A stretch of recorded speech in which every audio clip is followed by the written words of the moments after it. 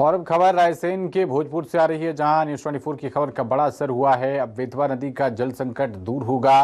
बेतवा नदी फिर से अपने उद्गम स्थल से बहेगी। कलेक्टर के आदेश पर कई विभागों की कमेटी बनाई गई है। Raisen deputy collector Anju Bhadauria, DFO Hemant Raikwar और कई अधिकारी बेतवा नदी के उद्गम स्थल पर पहुंचकर जायजा ले चुके हैं। पर्यावरण प्रेमियों के साथ बैठक भी की गई है।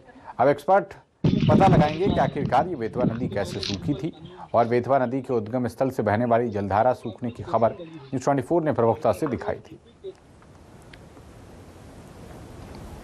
नीचे लेवल पे जाएंगे तो पानी का फ्लो स्टॉप हो जाएगा, वो खुदाई करने बनाने का विचार आया है। इसके पहले सिंपल पानी जमीन से निकलता रहता है।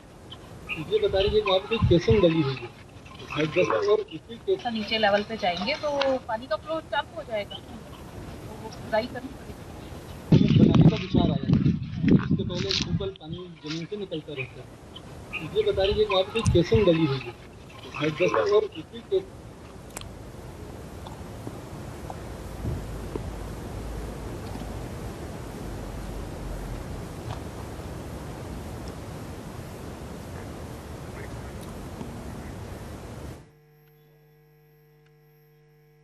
जनपद पंचायत सीओ वृंदावन सिंह जी मौजूद हैं, उनसे एक बार बातचीत कर लेते हैं। मीणा साहब, किस तरीके से अब क्या योजना बनाई गई है और आप सभी लोगों ने पर्यावरण प्रेमियों के साथ भी एक बैठक भी की थी, क्या कुछ निष्कर्ष निकला है उसका?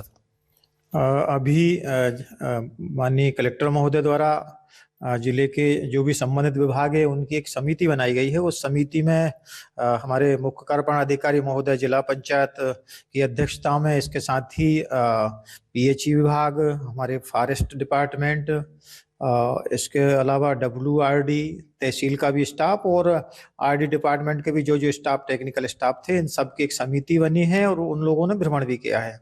उस भ्रमण में बेतवा जी के उद्गम स्थल पर अलग अलग बिंदु निकले हैं, जिसमें सभी लोगों से वहां पे चर्चा की गई है।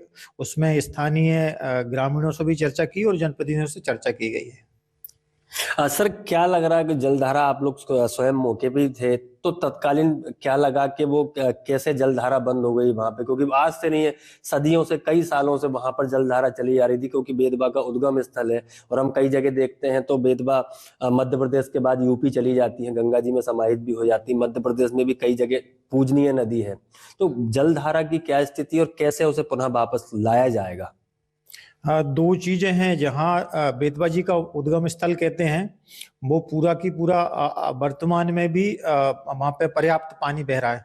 दो तरफ से झरने, और इसके अलावा भी यदि वहाँ पे 3 या 4 फीट हम लोग यदि उसका गहराई में कभी खोद के भी देखते हैं तो वहाँ पे पर्याप्त पानी है। तो दो स्थिति, एक कि वहाँ का जो हमारा बेतवा जी का जल है वो समाप्त हुआ तो वो गलत है।